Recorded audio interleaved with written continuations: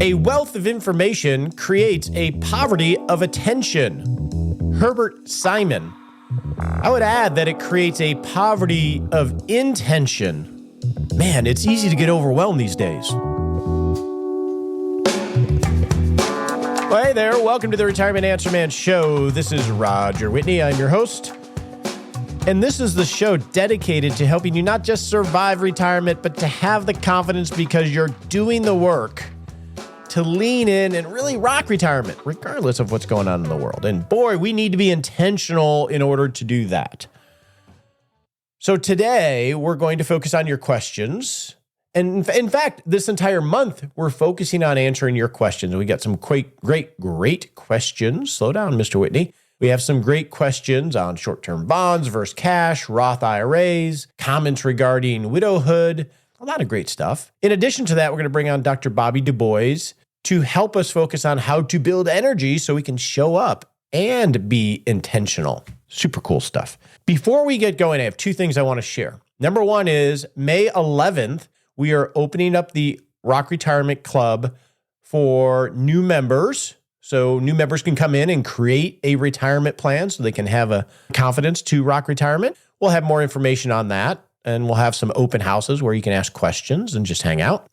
Second is we just concluded our survey of you and others that listen to the show. And I thought I'd share just some of the high-level demographics of the show so you can get an idea of who you're hanging out with every week and focusing on how do we rock retirement. I thought that'd be interesting. Before I share that, I want to say thank you to the over 1,600 people that responded for the encouragement, the kind words, the constructive criticism, and the general spirit of, hey, we're all working on this and we're all just working on trying to get better. Your feedback warms my heart and tweaks me where I need to be tweaked in terms of making a better show for you. So thank you for your generosity in doing that. I read everyone. Nicole reads everyone. And we incorporate that as best we can into the show and what we create for you. All right, some high-level demographics of who you're hanging out with every week here. First off, male versus female. We have about 65% that are men, 35% that are women. Women have been increasing as a percentage of listeners, which I think is a good thing. We're all managing money and we're all trying to rock retirement. Why not? Should be. How old are you? Half of you are over 60 years old and the other half are under 60 years old. That makes sense.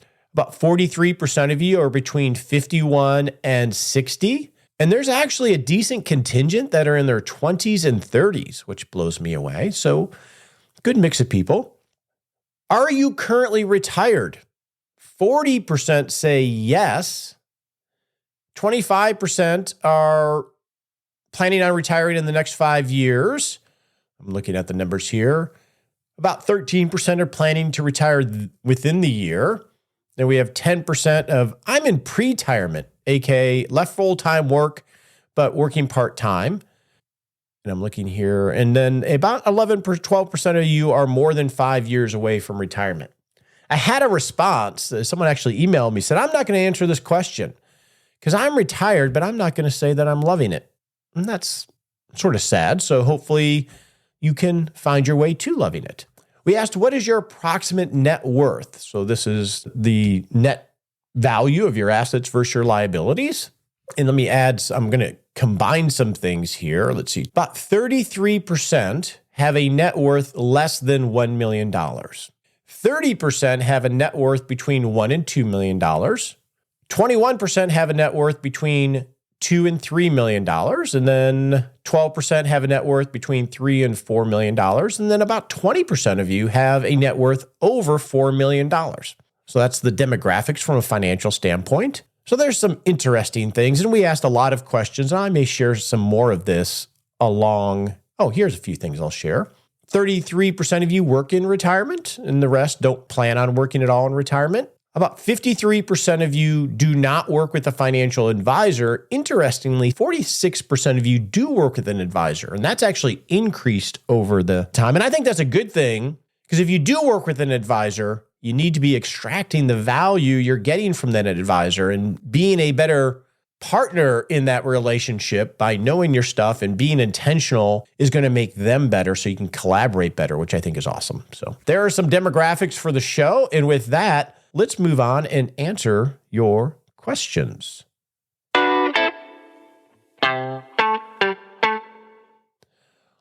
Now it's time to answer your questions. If you have a question for the show, you can go to rogerwhitney.com/Ask Roger. You can leave an audio question. You can leave a written question. I guess there's a form there, and we'll do our best to get it on the show. You can actually leave an audio or a typed message if you just want to say, hey, Roger, how you doing? Or tell me something you want to tell me. You can find that at rogerwhitney.com/Ask Roger. Before we get to your questions, I want to thank Chris Bentley from wingsforwidows.org. He came on 2 weeks ago to share his wisdom in the mission of their organization, where they are doing triage for widows and widowers, helping them at that initial stage to find their sea leg. And they're a safe place for people to get assistance when you're really awash in the sea and not sure where to go. So, Chris, I want to thank you. We're going to have you on the show again for sure. And wingsforwidows.org is a great organization. I do also want to apologize. I had a really off day, evidently. I think I forgot his last name. I mispronounced the organization at the end of the interview. It was a little embarrassing. I'm sorry about that. We all have off days. Perfect. Let's get better. Now let's get to your questions. I had someone email me privately. It was Brian, a listener, and just said, hey, Roger, you might think about doing this. I was at a party recently, and there were 5 people in their 50s at this party that were recently laid off. And this might be something that's happening in this season, in 2023. Maybe it's something you might want to address. That's a great idea, Brian. So let's address this and think of this as triage. You are in your 50s, on your way towards thinking about retirement at some point in the future. You've been in your career, maybe in the same position or in the same industry for years. And you're right on that final approach to starting to think about life with less work or no work. And then all of a sudden the engines go out. You are laid off, and now you're a 50-something-year-old lady or man. And what do I do next? That can be a very tough wake-up call. Where do I go from here? Do I get another job? Could I retire today? How am I going to pay my bills? I had all these plans that are either going to have to get accelerated or maybe put off. I don't know where I'm going to go next. That's a lot of the mix that we may be thinking about. So how do you gain your footing if you were laid off unexpectedly?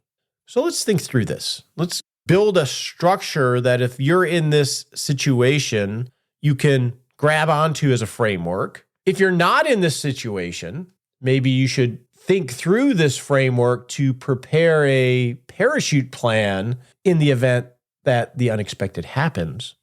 So let's start with the financial. What do you do first? First, you want to observe. You want to gather information for where you're at. What is your monthly cash flow? What do you spend per month? Get a handle on that, because that's your burn rate. That's the money you need to continue the life of you. And we want to understand, and maybe you do budgeting on an ongoing basis. Maybe you haven't done budgeting forever. If you're in your 50s, generally you're making more money than you've ever made. It's easy not to do budgeting because you have so much cash flow to cover the expenses coming in or going out that you don't pay attention to this. Either way, put a number on, hey, I need this per month to live. This is what I'm spending right now. That's important to know. And even if you've never done budgeting, you can get a moving average just looking at your bank account statements. Understand what that number is. I need $8,000 a month to live.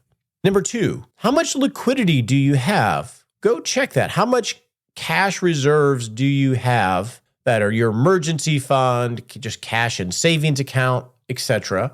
Because that is the money that you're going to likely use initially to fill the gap because your income has gone away, but you still have these monthly expenses. So it's important to know how much cash reserves you have so you can understand how long you have runway-wise until that money is gone.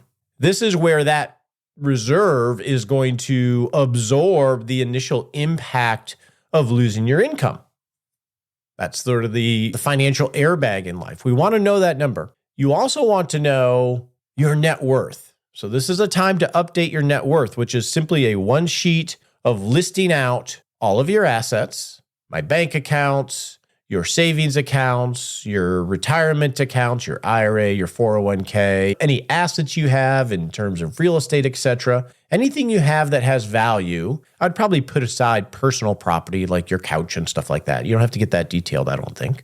And then list out all of your assets. And then on the left side of the sheet and on the right side of the sheet, list out any debts you have. Car loan, mortgage, credit card debt, what have you. And then total that at the bottom and subtract your debt from your net worth. And now you have a dashboard to see, oh, this is where all my money is. Any wealth that I've accumulated to this point, this is where it is. Now you've identified the pieces you have to figure out how do I fill the gap. You also want to observe what benefits you may get as part of this layoff. Perhaps there is a layoff package that is offered to you where the company is going to give you some assistance, whether that's income for a certain period of time, a lump sum payout, maybe they're going to cover your health care for a period of time. What are they doing, if anything, because not all companies do something, to assist you in this transition? And perhaps they have assistance in terms of helping you find a new job. Some companies will do that as well. Some companies won't do squat, but it's important to observe what might be available to you. That's going to help you build a dashboard of, okay, this is what I spend a month. Here's my liquidity. I have enough cash to cover 1 month, 2 months, 5 months. That's the initial triage. And then your net worth of, okay, what assets do I have to move around so I can figure this out? Once you observed where you're at right now, you're assessing yourself. Now you need to orient yourself a little bit. What options do you have to move forward? First is, how do I fill the gap? I have this monthly expenditure that covers your life.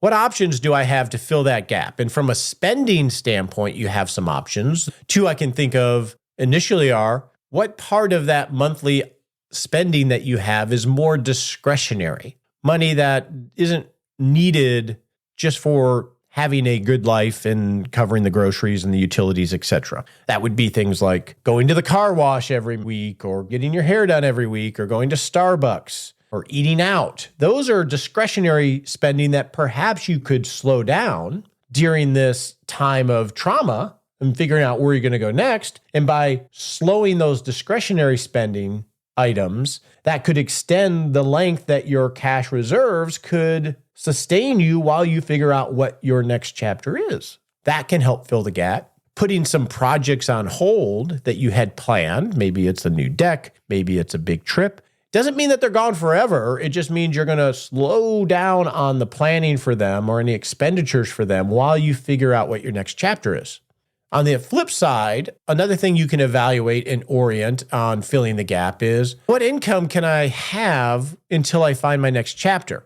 This could be just simply unemployment benefits. You've paid into them for years. Some of us philosophically don't feel comfortable taking unemployment. I say you've paid for it for years. This is something that is meant to be a gap, a safety net to help you transition. So you should use it. You could start to consider contracting. Is there part-time work I can do or contract work I can do to help generate income? Is there Uber? Is there eBay sales? Are there any other ways that I can make money until I figure out my next chapter in what I'm going to do professionally? Some of these might not even be that important if you have enough liquidity to where you feel like you have a runway. But if you're scrambling and trying to figure this out, I think you put everything on the table. It doesn't mean you do it, but you want to think about this. And then when you're orienting, I think another place to orient outside of filling the gap is retirement or something else possible? Could I simply retire now? Or could I simply retire now or go into pre-retirement and have part-time work where I don't have to go find a full-time job initially or right away? If this is something that you think might be an opportunity in disguise, then you want to go through the process of, is this even possible? And you're going to go through an organized process of, what do I need? What are my needs, wants, and wishes? Is this feasible given all the resources that I have? Get to whether it's feasible or not. And that's a negotiation because it may not be feasible that you don't work ever again, but it might become feasible if you work part-time, if you go half-time, if you find something that's in between that full-time work and not working at all. And then if you're able to get to a feasible plan, then you can work on how do I make it resilient so you don't get knocked off course easy. You'll also find out whether it's feasible or not. So if it's not feasible, then you really get focused on that job search. This might be an opportunity disguised, but you have to go through a process to think through it in an organized way. And once you do that, now you can start making just some decisions. Okay, I'm going to slow down this spending. That's going to give me 4 months of runway before I run out of my cash reserves. Perhaps I change some of my investments in order to increase those cash reserves. You can make decisions around filing for unemployment. Do I do COBRA? And understanding the healthcare so you can make sure you have extended healthcare for your family. Do I get my resume updated? Do I use a headhunter? Do I try contracting? You can start to orient. But if you do these first two things of just observe, where am I at now? And orient and understand the options you have to fill the gap, all of that's important to give you runway so you can make decisions with less pressure. Basic triage. Triage, if someone comes into the hospital, the first thing they do is observe them and stabilize them as best they can so they can figure out the treatments. This is essentially the same thing you're going to go through. So if you're dealing with a layoff, those are the areas that I would start. In our 6-Shot Saturday email, we will share the budgeting form and the net worth form. So in case you haven't done those things, you can have some tools to do that. If you don't have our 6-Shot Saturday email, which is our weekly email where we share resources like this, you can go to rogerwhitney.com. There's a box there on that homepage where you can put in your name and email, and you'll get a weekly email with a summary of the show where we share links to resources that we mention here. So you can check that out. So next we have a comment from a listener and actually a Rock Retirement Club member, Rita. Roger, this is Rita. I live in Los Angeles and I'm a member of the RRC. My question is, your theme for this month is very timely. My husband died in January, and I'm wondering if there's an existing group or if we could establish a group within the RRC of women in this situation, maybe meet on a monthly basis by Zoom and just brainstorm and help each other out. Thanks. Bye. Rita, that's a great idea. That is one of the promises of the Rock Retirement Club, is having a safe place where you can walk with people that not only are in the same stage of life, but dealing with the same opportunities, but also the same challenges as well. And having a safe place to be able to work through these things together is a great idea. I'm going to take that to the team, and I hope you are doing well. And thank you for your spirit and such a great suggestion. Our next question comes from Jim related to the debt ceiling.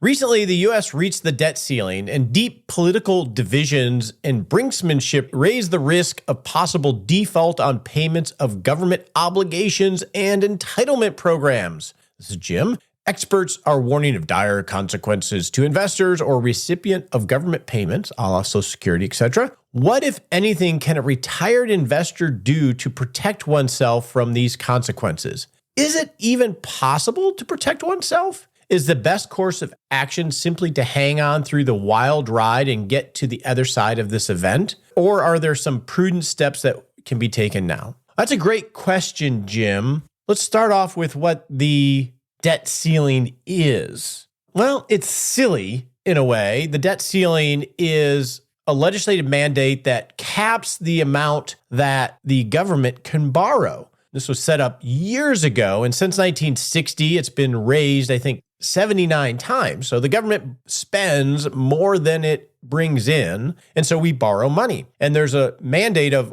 we can only borrow so much money, our credit limit, as they say in credit card world. And when we reach the debt ceiling, we've essentially reached the limit of our ability to borrow more money. And what ends up happening is this political drama that plays out every so often as we hit the debt limit or the debt ceiling, where it has to be raised by an act of Congress to a higher level so we can continue to borrow above what the old limit was. And this is much more a political issue than it is an economic issue. And it's all just sort of political drama on both sides of, do we raise it or do we don't? If we don't raise the debt ceiling, then the government can't borrow any more money. They've hit their limit. So that means they have to lower their spending, which could mean that they have to lay people off. They could suspend government payments in the terms of unemployment or Social Security or whatever else they're involved in. And this freaks out the market because that changes the status quo. And markets and the economy like consistency and visibility. And when consistency is threatened or we can't see what might happen next, the markets and everything else freaks out. What does a retiree do? And something that they literally have no control over other than through the political system, such as it is. How you prepare for this is dependent upon your financial circumstance. For the majority of people in retirement who rely on Social Security for paying their bills, I think on average it's 70 to 80% of their bills are covered by Social Security payments, you are in a very precarious situation if those payments are suspended even for a month or two because of a debt ceiling drama that's going on. Now, in theory, once they fix that drama, the payments are started again and you're reimbursed for the payments missed, but that doesn't help you if you need the money in your account in order to pay your mortgage or to buy food or to pay for healthcare, etc.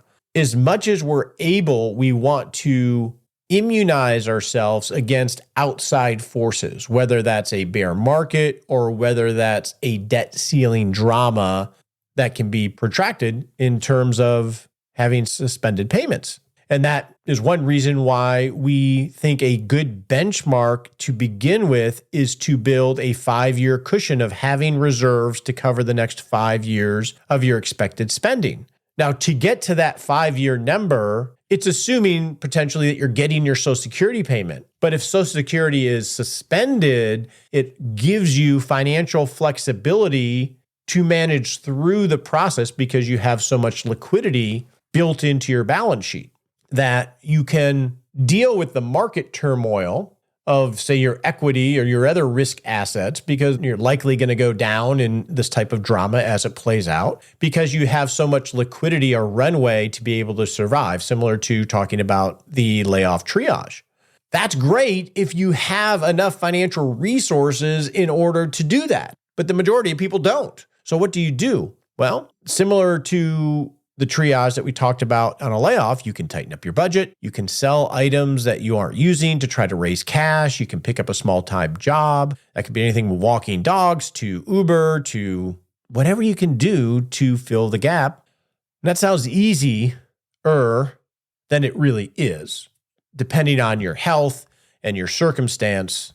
You can also look to private charity that have a lot of resources, not just simply in money, but in food banks and other ways to help fill the gap from a services standpoint. The key is just got to keep working the problem. You have to be intentional about, what can I do next? This really sucks. What can I do next to improve it? And just keep working the problem. 2 things you don't want to do. One is, when you're in that type of situation, you don't want to have a wide aperture and look really far down the road, because it's going to be overwhelming and it's going to be intimidating. During these times of stress, you want to close the aperture and focus on, what can I do next? You want to get super tight. What can I do today? What can I do this moment to take some baby step forward? Because that's all we're going to have in these type of stressful situations. The other thing that you don't want to do is you don't want to slack off on taking care of yourself. Physical exercise, sleep, mental relaxation, anything to get you in a stable state internally so you have the ability to act intentionally. Because that's usually the first thing to go when we're really under stress. So we got to make sure we take care of ourselves first internally so we can show up, not just for our own issues, but you may have a spouse or others that you're trying to serve. Well, you have to be in a stable spot first in order to help anybody else. Yeah, the debt ceiling is just a cruel political drama that doesn't serve you or I. And with that, let's move on to Bring It On.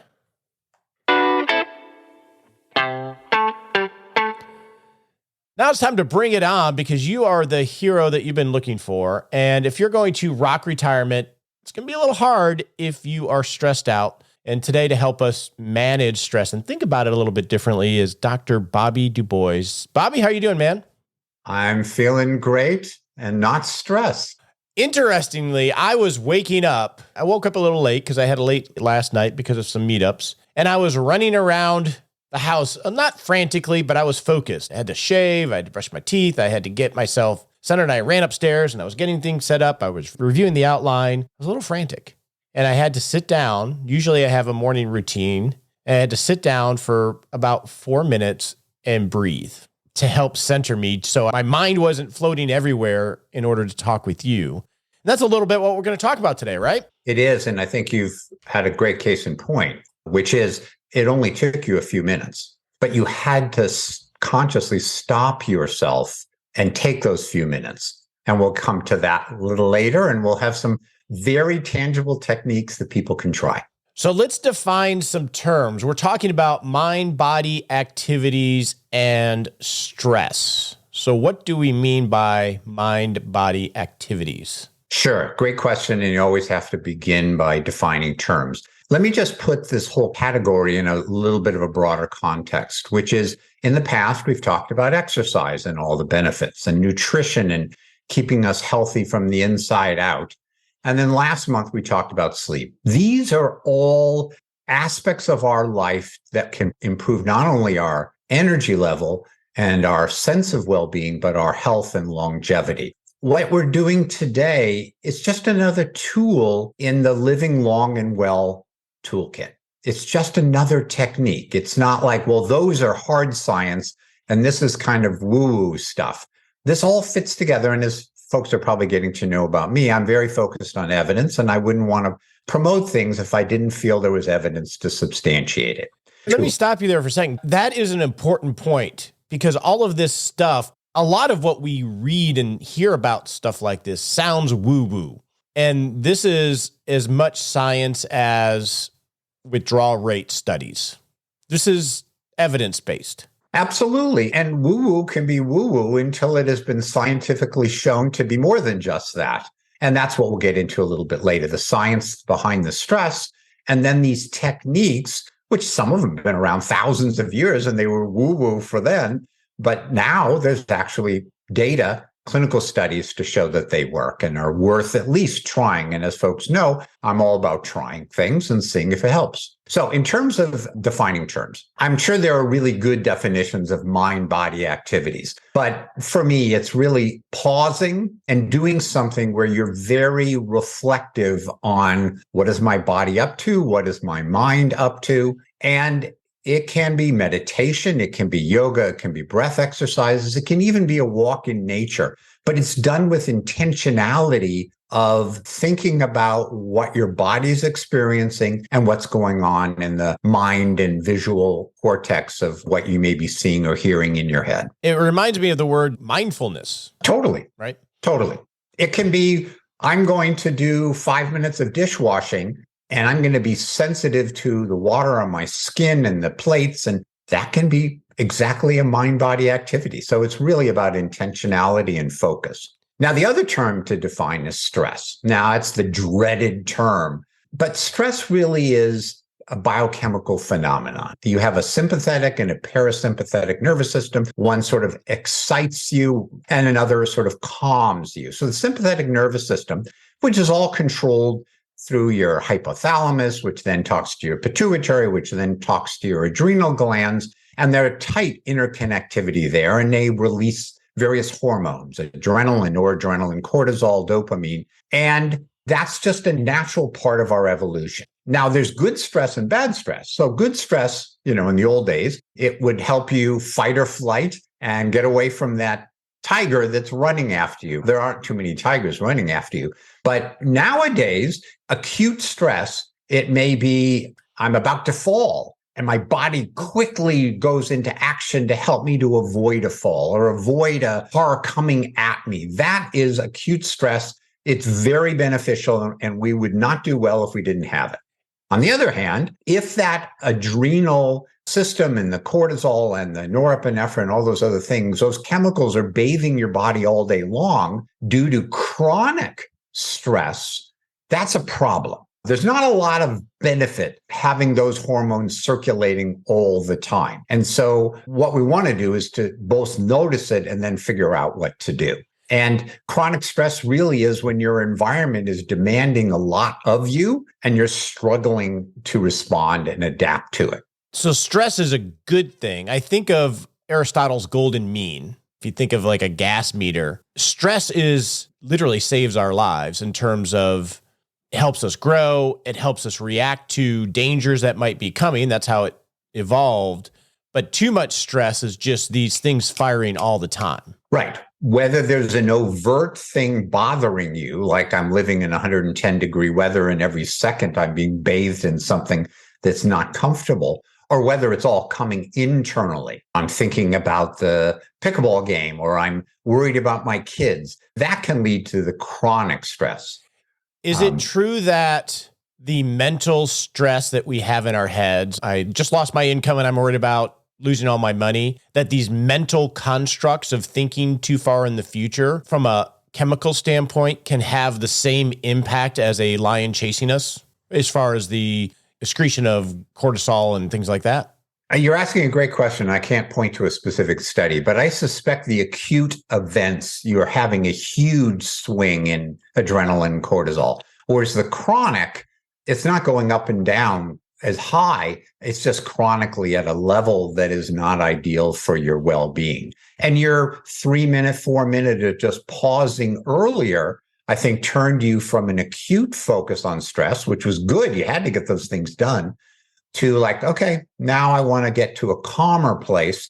And in a couple of minutes, you did it. Okay. And so the chronic stress is like an engine that just constantly runs hot. Exactly. Its idling speed is too high.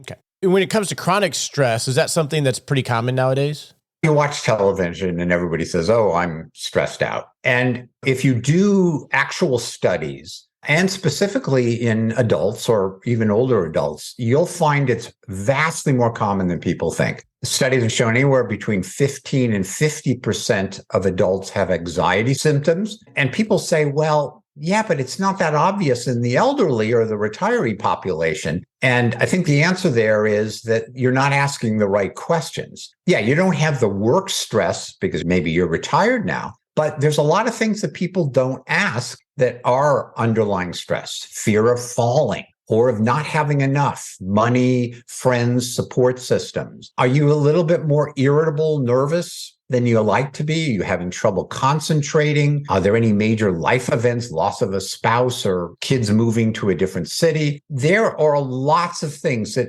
bubble below the surface and want to come up to the surface. And we just have to ask the right questions. And we realize it's really quite common. One that I've observed, all of the ones that you've talked about, obviously fear of money, fear of bear markets, especially early in retirement. That bank failures. Bank failures. One I've observed as people have gotten older, mainly 70s and 80s, is fear of their ability to think and act and have agency. My observation is, as they're aware that mentally they're not quite as sharp, they need more help with things that they would never have needed help with before. And there's a fear around that. There's stress around losing agency and needing help. Absolutely. And that's why in the past we've talked about exercise and keeping your muscles as strong as they can be, because if you start to feel uneasy in physical situations, it affects your mental health deeply. And you get into this vicious cycle of fear. I'm not as strong as I used to be. I'm going to fall. I'm going to worry about falling. I can't pick up my grandchild. I can't go traveling the way I'd like to. And it is a vicious cycle. And so what are some of the things that can trigger chronic stress, or how should we self-identify? Well, I want to sort of build the scientific case that this is something that we should care about. Now, stress. We all know it makes you feel uneasy, depressed, irritable. That's pretty obvious. It affects our mental health. What I want to build the case is that it also affects our physical health, and that it can cause chronic inflammation, which can affect heart disease, cancer, potentially even cognitive decline. It's okay, I can just say that, but we need studies to say, yeah, that's really true. So there's a couple of studies I'll just point to. One was a large study done in Britain of 7,000 people, and they basically looked at stress levels and then followed these people forward in time. The people that had a fair bit of stress in their life had a doubling in their heart attack risk and their risk of dying of heart disease. Then there was a study with 25,000 people in 52 countries showing it's not just a Western world thing. And again, if you follow these people over time, the people who had stress in their lives, chronic stress, had again a much higher likelihood of a heart attack or dying. You had shared that study with me, some of the high levels on the British study. When you say over time, it was like 18 years that they followed. Yes. I mean, they're all different studies with different durations, but this was 18 years. So again, the tigers after me, that's an acute stress. We're looking here at chronic stress and what it does to us. There's a fascinating study, and it's one of these where it's like, oh, that's where it happens in the brain. And ooh, that's what it does to the body. And there aren't that many studies that sort of pull it all together. So there's a place in the brain, a tiny little place in the brain in the temporal lobe called the amygdala. And people have probably heard about it. It's where emotions are processed and memory and some decision making. So there was a really fascinating study where they did brain scans of people. And they found that people whose amygdalas were firing more than normal, meaning the stress center was on overdrive, had a much higher risk of cardiovascular events 3 years later, arterial inflammation, which can lead to that heart disease, bone marrow activity that can lead to all sorts of issues. So now we have a correlate in the brain that says, okay, if your brain is on overdrive in this area, it leads to things years later that are problematic. So it isn't just woo-woo. Stress isn't just something that makes you feel bad in the moment. It can have health effects and longevity effects. So hopefully people will feel like, now maybe I should figure out how to do something about it. When it comes to chronic stress, obviously worry about bank failures, falling down, etc. Are there societal things that we can control to manage this? And I have my opinions on this, and I'm not a scientist, of just chronic poking of our stress responders in terms of 24/7 news or even crime shows 24/7, etc. I would think that those type of things poke at this. I think they really do. And if you look at longevity around the world and you look at some of these primitive cultures where you focus on physical activity and generally you don't have a lot of chronic stress, it's mostly about that tiger that in fact is running after you. Many of these people have far lower incidences of heart disease and other chronic illnesses. We're not laboratory rats, so it's hard to disentangle how much of that is your phone pinging you all day long versus the shows you watch on television or you don't watch on television, to the food we eat, the lack of exercise that we get. It's hard to disentangle, but I'm with you. There's a lot in our societal milieu that just amps up chronic stress. So now we're going to switch to what are mind-body activities and some things that we can do to test, right? Exactly. Before we do this, I want to have a disclaimer. And that is, there's going to be a lot of people listening that when they hear yoga, meditation, it's going to be something that's very foreign and woo-woo to them in terms of, I can't imagine myself doing this. And so I want to challenge you to have an open mind, and you don't have to wear robes around the house to do yoga or meditate. This could be a momentary thing that you do on the tractor or in the car or on the golf course. So I just want to have this disclaimer to say, just listen, give it a little bit of try. It can take 2 seconds because not everybody is someone that practices this stuff or thinks about it. Well, I think that is a wonderful way to introduce it. And there'll be 2 of these 4 that I hope people will be like, oh yeah, that's easy to do. Don't have to get my robe or my meditation cushion. I can just try it out. So the first, there are 4 I want to walk. One is sort of walking in nature. The next is breath exercises, meditation, and yoga.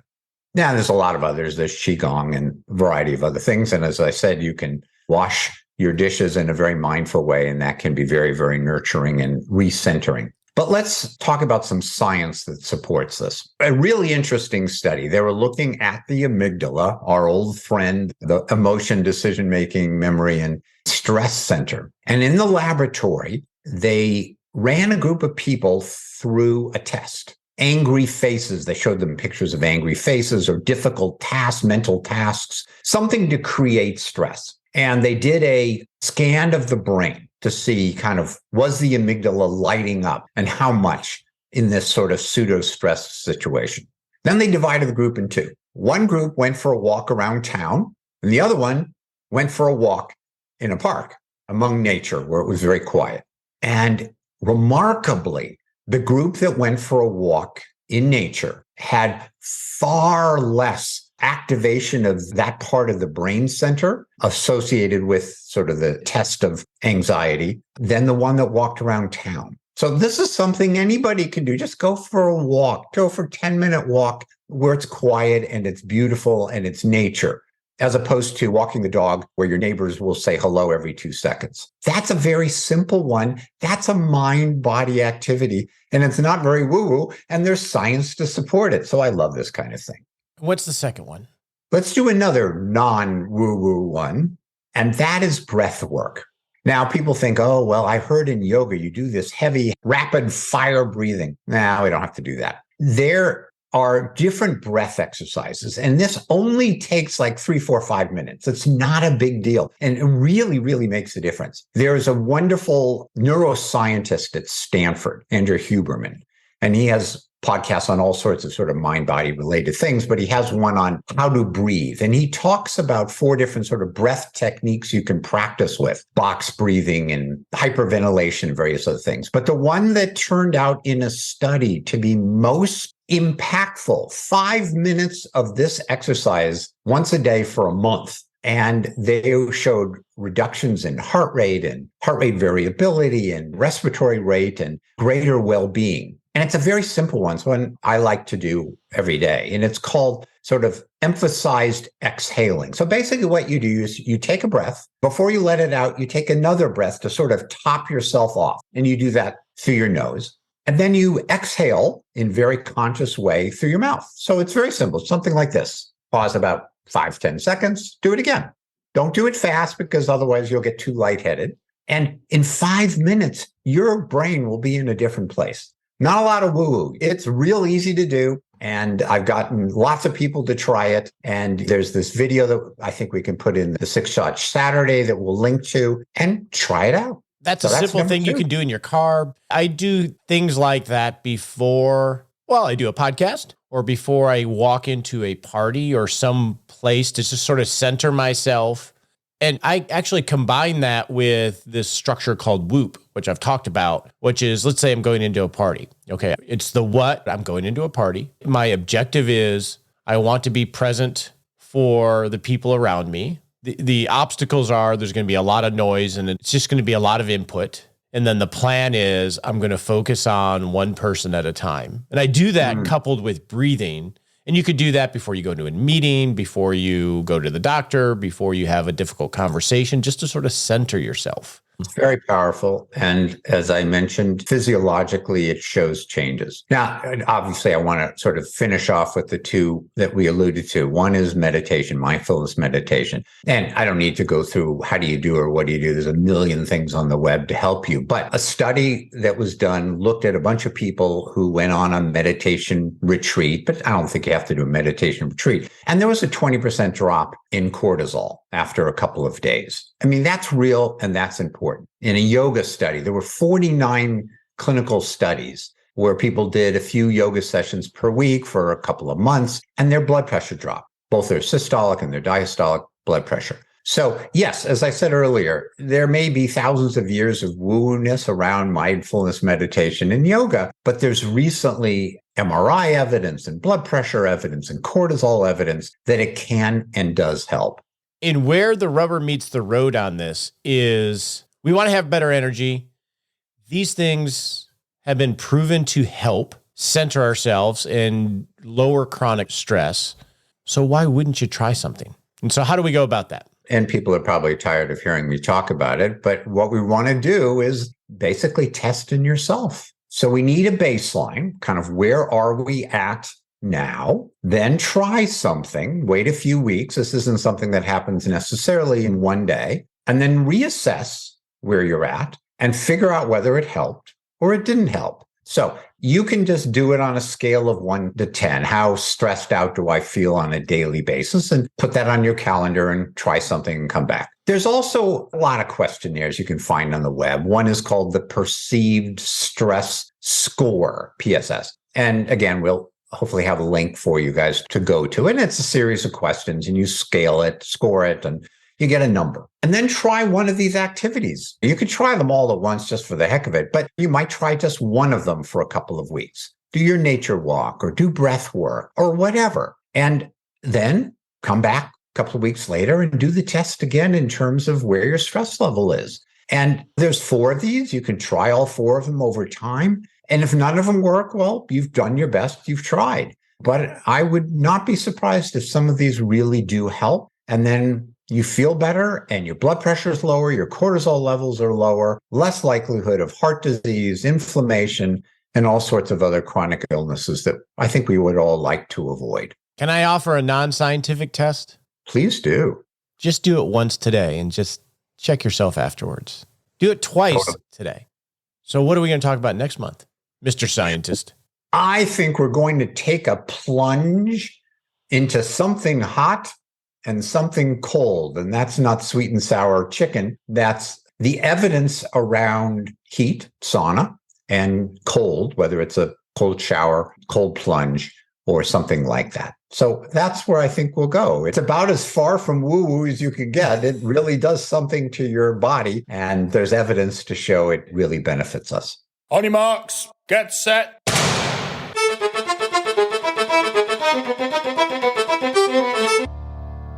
And we're off to study a little baby step that we can take in the next 7 days to not just rock retirement, but rock life. All right, in the next 7 days, I challenge you to do some basic triage. Update your net worth. Look at your liquidity. Calculate if you didn't have any income, how long could you sustain your life using just simply the liquid reserves that you have? Easy way to do that is you take your monthly spending. Let's assume it's $10,000 a month. And let's assume you have $100,000 in cash reserves. Just as an example, divide your spending into your cash reserves. 100,000 divided by 10,000. You have 10 months of liquidity until you run out of cash. Numbers will be different for you, but just do a little bit of basic triage, even if you're not in a risky situation, so you can say, okay, I got some runway, or maybe I need to tweak this a little bit.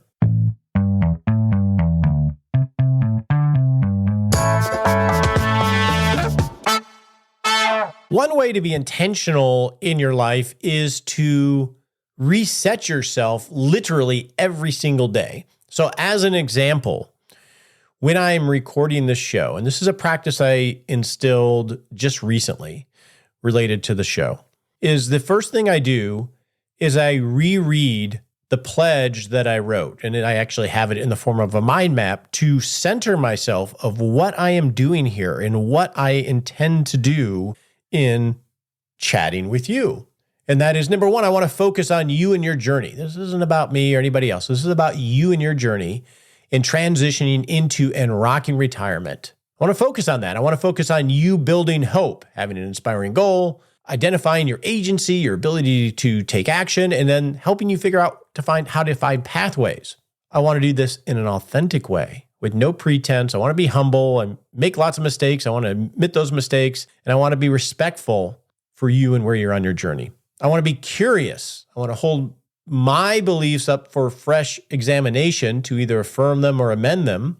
And I want to approach everything with fresh eyes so we can continue to learn. I want to do this for you, being free from big finance and all the vested interests of products and things that taint a lot of the advice that we hear. I don't want to talk about products for money.